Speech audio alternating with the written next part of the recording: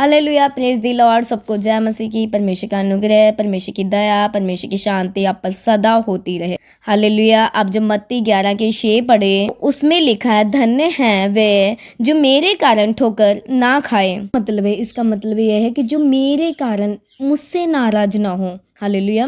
अगर आप देखें, मैं आपको एग्जाम्पल दूँ, यूहन्ना बपतिस्मा दाता जब वो बंदी गृह में चला गया तो उसने अपने चेलों को भेजा कि यीशु से पूछने के लिए, क्या आने वाला तू ही है या मैं किसी और की बाट जाऊँ। वो परमेश्वर से नाराज हुआ। हालेलुया।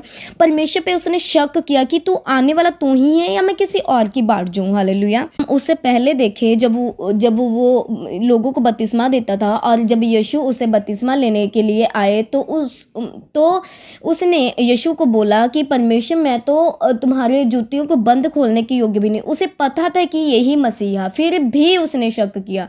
और उसी टाइम भविष्यवाणी हुई थी, आकाशवाणी हुई थी कि ये मेरा प्रिय पुत्र है, तुम इसकी मानो, इसकी बात सुनो। हालेलुया। तो फिर भी यूहन्ना बपतिस्मा दाता जब उसके ऊपर क्लेश आया, जब कोई प्रॉब्लम आई, तो वो नाराज हुआ और उसने परमेश्वर के ऊपर शक किया, जिसकी वजह से वो बंदी गृह में ही मार डाला गया। हालेलुया। आज भी सेम है। बहुत सारे लोगों के ऊपर जब क्लेश आ जाता, कोई प्रॉब्लम, कुछ बड़ी प्रॉब्लम आ जाती है, तो वो परमेश्वर पे शक करने लगते हैं, अड़े और खड़े नहीं रहते हैं, तो जिसकी वजह से वो ब्लेस नहीं हो पाते, जैसे यूहन्ना बपतिस्मा दाता। तो आज हम देखें तो हमें शक नहीं करना चाहिए। आप देखिए इजराइलियों को जब वो इतने चमत्कार देखे मिस्र में, फिर भी वो परमेश्वर पे शक करते रहे, वो परमेश्वर से नाराज होते रहे, वो कुड़कुड़ाते रहे।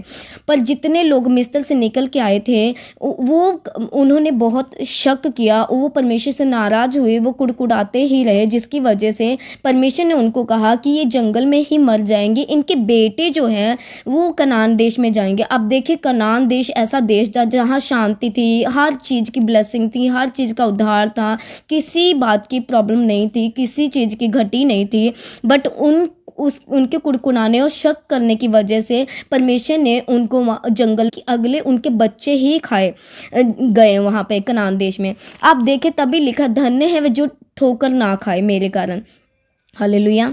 तो उनकी ज़िंदगी में ये वचन पूरा होता है कि जब हम मत्ती 13 के लिखा, पर अपने में जड़ ना रखने के कारण वे थोड़े ही दिन का होता है। किस बात का जड़? विश्वास का जड़ ना रखने की वजह करके कहते थोड़े ही दिन का होता। जब वचन के कारण कलेश होता, उधर होता, तो ठोकर, तो तुम तुरंत ठोकर खाता। हालेलुया। तो आज भी सेम है कि जब वो विश्वास का जड़ अपनी ज़िंदगी में नहीं रखते, वो परमेश्वर पर भरोसा नहीं रखते। आज भी बिलीवर्स की ज़िंदगी में जब क्लेश, उपद्रव, कोई बड़ी प्रॉब्लम आती है, तो वो अपने विश्वास का सेम है। लोग अपने अंदर विश्वास का जड़, वचन का जड़ ना रखने की वजह से ठोकर खाते हैं। हालेलुया। जैसे यूहन्ना बपतिस्मा दाता और इज़राइल को देख लो, जो मिस्र देश से परमेश्वर जिनको निकालने पर था, उन्होंने अपने अंदर विश्वास का जड़ नहीं रखा, इतने सारे मिरेकल्स देखने की वजह से, तो वो उन्होंने ठोकर खाई, वो मारे गए। हालेलुया। यूहन्ना बपतिस्मा दाता भी मारा गया। हालेलुया।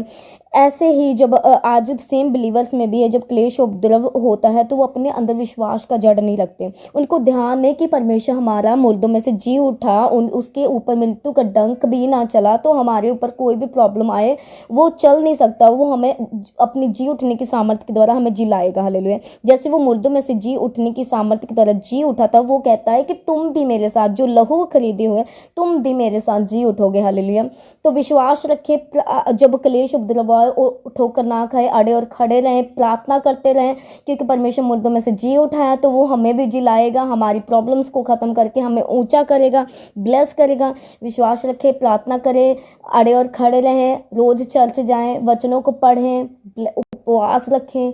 मेरा विश्वास है जब परमेश्वर जी उठा, उस जी उठने की सामर्थ्य आपकी ज़िंदगी में भी कार्य करेगी, आपको भी ब्लेस करेगी, आपको भी ऊंचा करेगी, आपको भी उस क्लेश, उस उपद्रव को में से निकालेगी जो परमेश्वर ने सहे। हालेलुया। उन दुखों से परमेश्वर को उस जी उठने की सामर्थ्य ने उन्हें जिलाया। हालेलुया। तो मेरा विश्वास इस